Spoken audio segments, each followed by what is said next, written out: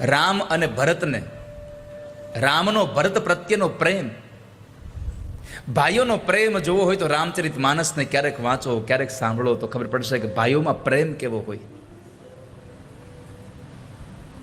ભાઈઓ પ્રત્યેની લાગણીઓ કેવી હોય, ભાઈઓ પ્રત્યેનો ભરોસો કેવો હોય. જ્યારે ભગવાન રામ, લક્ષ્મણ અને માં જાનકી જંગલમાં જાય છે, વનમાં, મહારાજ દશરથનું નિધન થાય. કૈકેયીના વચન હતા કે રામને 14 વર્ષનો વનવાસ અને ભરતને ગાદી. ભરતજી મહારાજને જ્યારે મામાના ગઢેથી તેડાવે છે,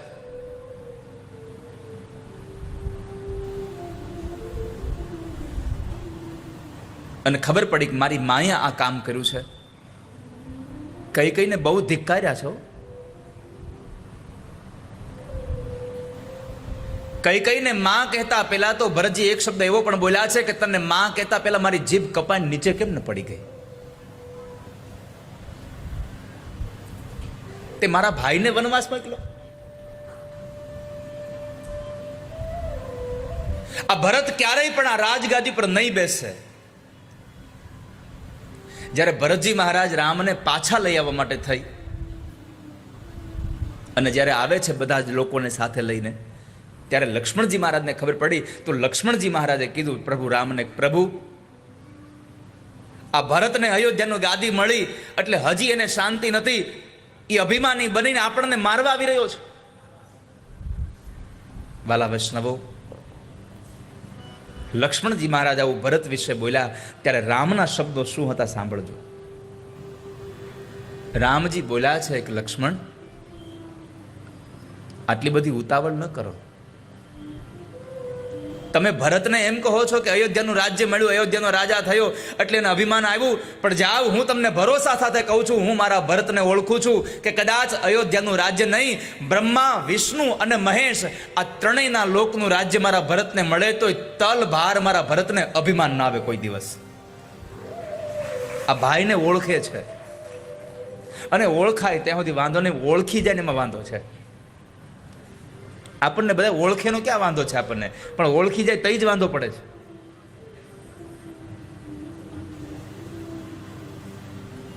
ઓળખી ન જાય એની બીક લાગે છે આપણને. મારા ભરતને અભિમાન ન આવે. ભાઈઓનો પ્રેમ જોવો હોય તો રામચરિત માનસમાં એકવાર આટો મારી આવો. પ્રેમનું દાન કરે છે. પોતાના ભાઈને વનવાસ આપ્યો, એ માને માં ન કીધી કોઈ દિવસ ભરતજી મહારાજ.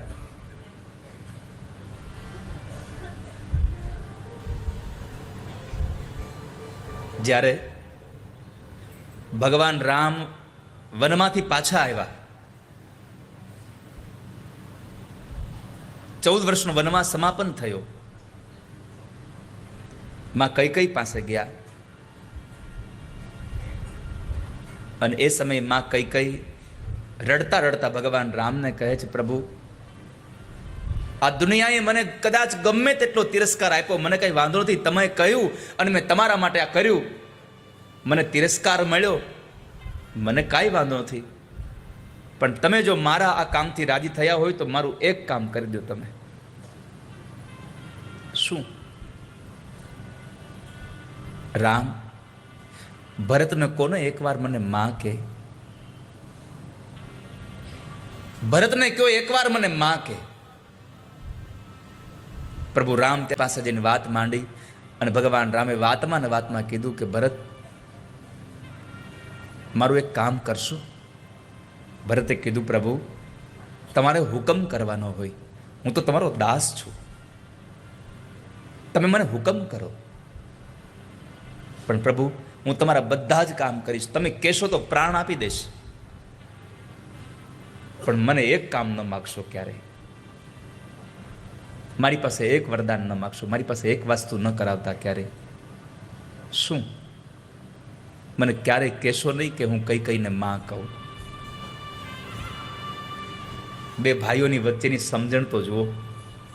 રામજી હજી એમ કહે કે હું તું કૈકેયીને માં કહીને બોલાવ, એના પહેલા કહી દઉં કે તમે આવ્યા છો મારી પાસે માગવા, તમે માગી લો તમારે જે જોતું હોય, પણ એક વસ્તુ ન માગશો, હું કૈકેયીને માં નહીં કહું કોઈ દિવસ, જેણે મારા મોટા ભાઈ રામને 14 વર્ષનો વનવાસ આપ્યો.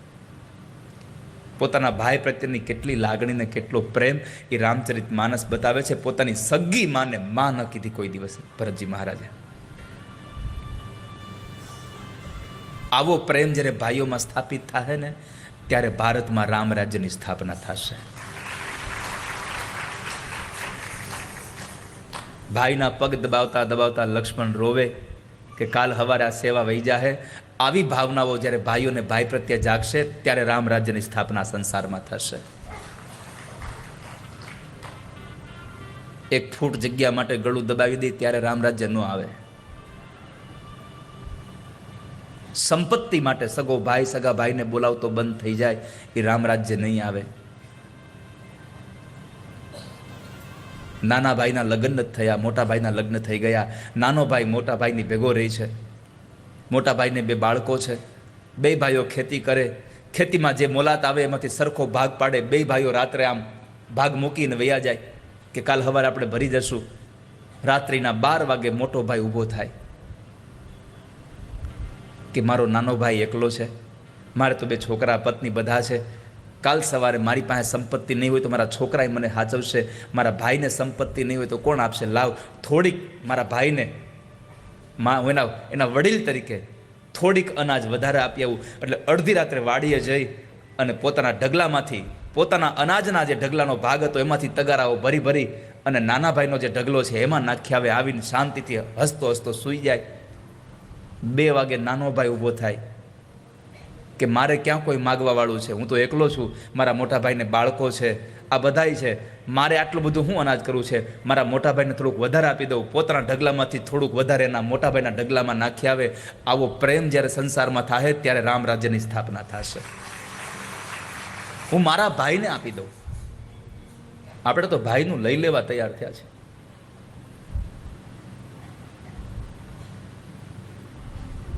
અયોધ્યા કાંડ નિર્વૈર બનાવે છે.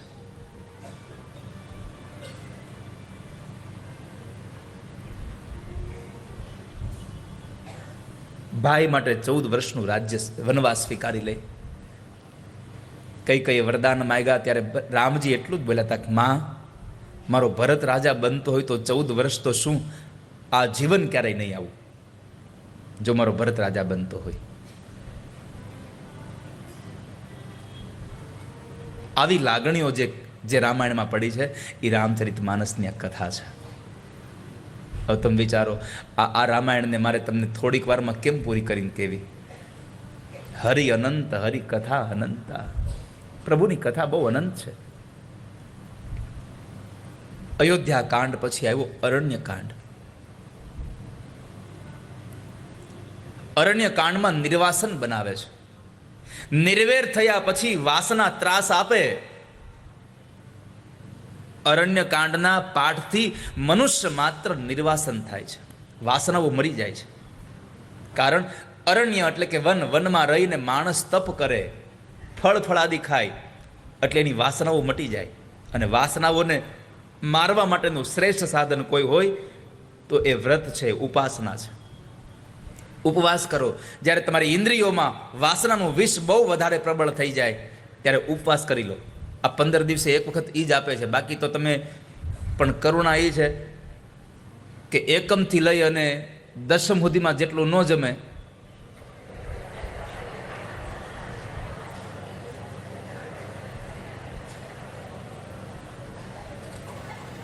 એવો થાળ સજાવ્યો હોય. આમ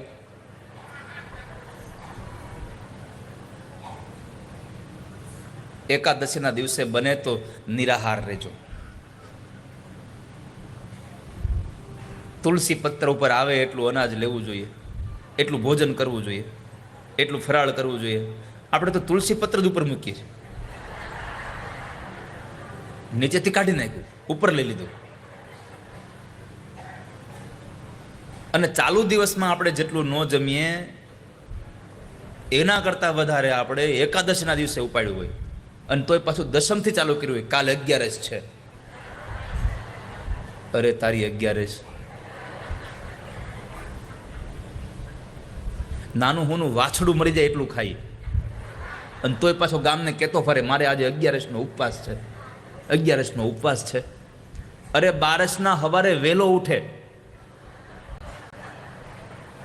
થોડોક જલ્દી નાસ્તો બનાવો, કાલનો ઉપવાસ છે હજી, તારીખ આના કરતાં તું નો રહી હારું.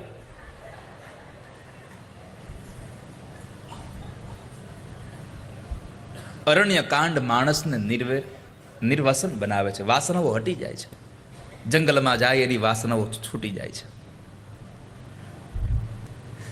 માણસ નિર્વેર બને પછી નિર્વાસન થાય, અને નિર્વાસન થાય ત્યારે કિષ્કિંધા કાંડમાં જીવ ઈશ્વરની સાથે મૈત્રી કરે છે.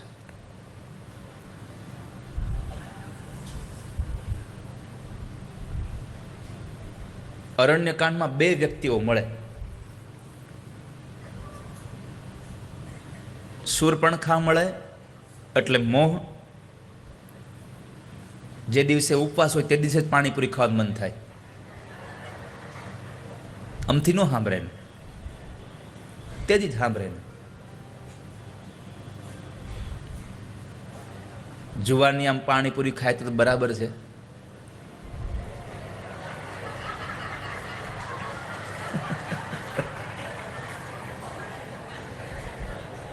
મોઢામાં દાંત ન હોય તો મંદિરે જાય ને પાણીપુરી દાબતા આવે. પણ મારી એક તમને વિનંતી છે, જે વયોવૃદ્ધ થઈ ગયા હોય ને પાણીપુરી ખાવા જાય, જેના મોઢામાં દાંત ન હોય, એ પાણીપુરી ખાય તો એની સામે ઊભું રહેવું નહીં.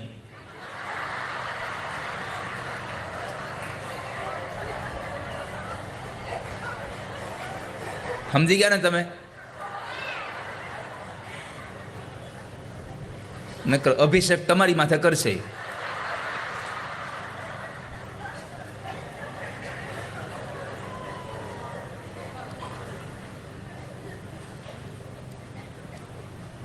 અને અમુક તો પાણીપુરી ખાવા જાય તે જે મજા કરાવે, એ પાણીપુરી વાળા ભાઈને કીધું હોય, ભૈયા મોટી મોટી પૂરી લેના. હવે હિન્દી તો આવડે નહીં હરખું. મોટી મોટી પૂરી લેના, કાણા वाली नहीं लेना. કેમ? तो कि इसमें से रगड़ा आलता है तो कोणिया उतरता है के.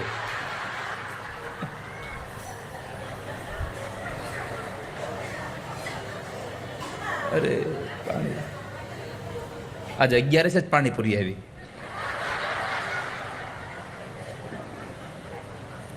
અમુક જણા ઊભા આમ તમે જુઓ, પેલા મંદિરે બેઠા હોય ને આમ હાથમાં લઈને ઊભા હોય, મંદિરના પગથિયે જેમ બેઠા હોય એમ હાથમાં આમ વાટકો લઈને ઊભા હોય ત્યાં ઓલા પૂરીવાળા પાસે.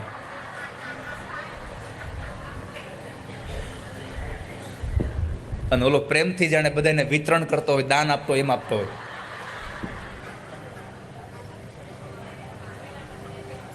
ઘરે ગ્લાસ 3 વખત વિછળીને પછી પાણી પીવે, અને ઓલો અડધો હાથ અંદર જઈને આવે તોય મજા આવે.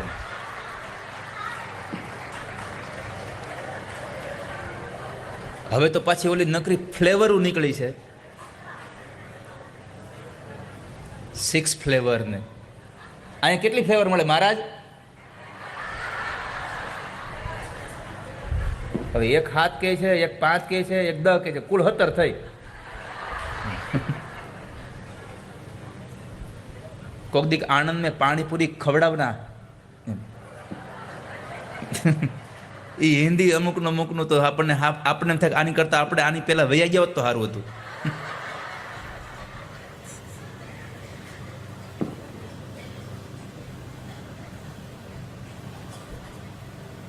चेला 500 रुपया जोता है. बापू क्या करना है? तो कि यात्रा ही जावाना है.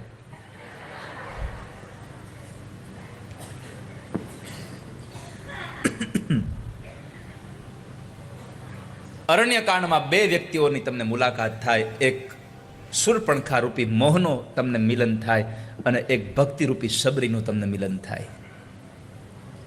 આ બેનો સુભગ સમન્વય થાય. પણ તમે જુઓ, અહીંયા મોહની સામે પરમાત્મા નજર નથી કરતા. શૂર્પણખા આવીને જ્યારે ભગવાનની હારે વાતો કરે છે ત્યારે પરમાત્મા નજર સીતાજી સામે રાખી અને સંબોધન કરતા કરતા પેલી શૂર્પણખાને સંભળાવે છે. ભગવાન આપણને ઉપદેશ કહે છે, જીવનમાં મોહની સામે નજર ન કરશો કોઈ દિવસ. ભગવાન જેવા ભગવાન જે કામનાઓને મારી શકવાની તાકાત ધરાવે છે, એણે પણ મોહની સામે નજર ન કરી અને શબરી બોલાવે તો ભગવાન એની ઘરે ગયા છે. ભગવાન ભક્તિ હોય ત્યાં જાય છે. અરણ્ય કાંડ આપણને આ બતાવે. ત્યાર પછી કિષ્કિંધા કાંડ આવ્યો. જીવ સાથે ઈશ્વરનું મિલન થયું. સુગ્રીવ અને રામની મૈત્રી થઈ છે. સુગ્રીવ એ જીવાત્મા છે અને પ્રભુ રામ એ પરમાત્મા છે. બંનેનું મિલન થાય, પણ આ મિલનમાં મધ્યસ્થી કોણે કરી? સુગ્રીવ સાથે ભગવાનની મિત્રતા બંધાણી, આમાં મધ્યસ્થ કોણ બન્યું? હનુમાનજી મહારાજ. જીવ અને ઈશ્વરના મિલનમાં જો મધ્યસ્થી કરાવનાર કોઈ હોય તો એ બ્રહ્મચર્ય છે. બ્રહ્મચર્યએ આ જીવ અને ઈશ્વરનું મિલન કરાવ્યું છે.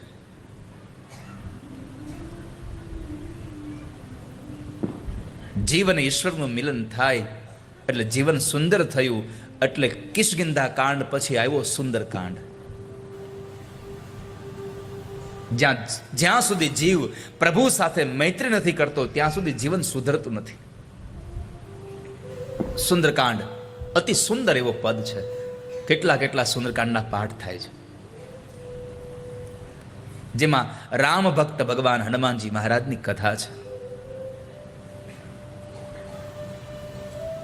જેમ ભાગવતમાં દશમ સ્કંદ અતિ મહત્વનો છે, એમ રામચરિત માનસમાં સુંદરકાંડ અતિ મહત્વનો છે. અગત્યનો સુંદરકાંડ છે.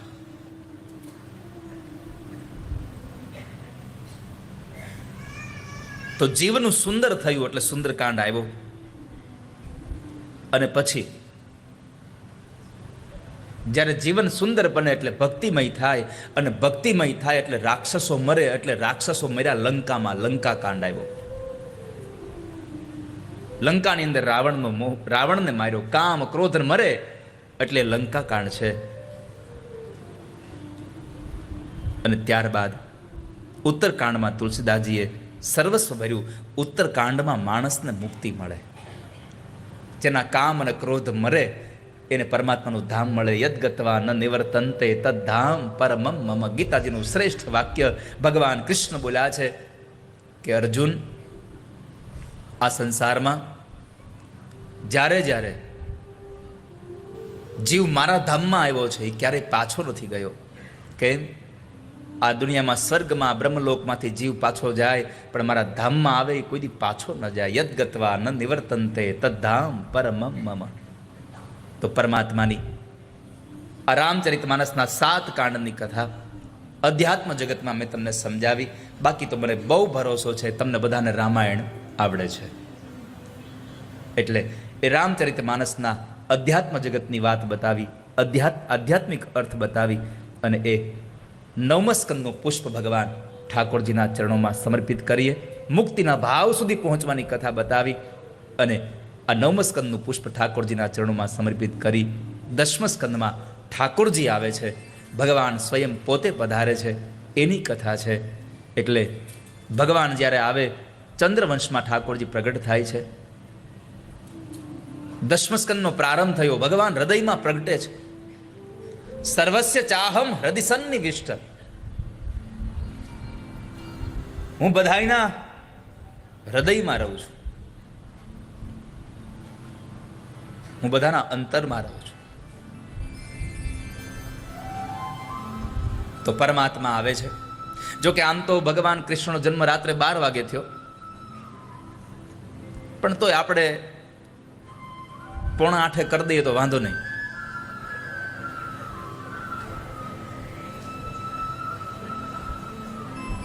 જો કે આજ તો કઈ કદાચ 9 વાગ્યા સુધી કથા હાલે તો ઉપાધિ નથી, કારણ કે જમવાનું તો છે જ નહીં કોઈને.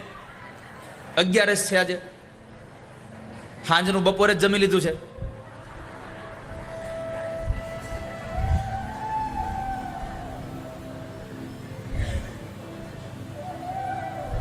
પણ આજે એકાદશી છે, અને એકાદશીના દિવસે સાંજના સમયે ભગવાનની કથા સાંભળતા સાંભળતા રાત્રિનો 1 પ્રહર, જેમાં જાગરણમાં આપણે ભગવાનના ઉત્સવમાં નાચી લેશું તો કદાચ આ મોક્ષદા એકાદશીમાં આપણો મોક્ષ નક્કી થઈ જવાનો છે.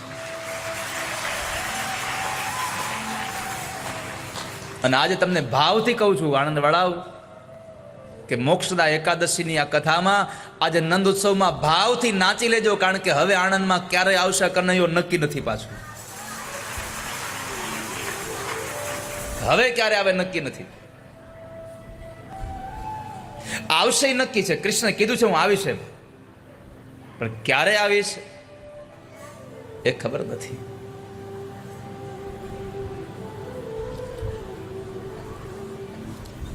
એની સવારીના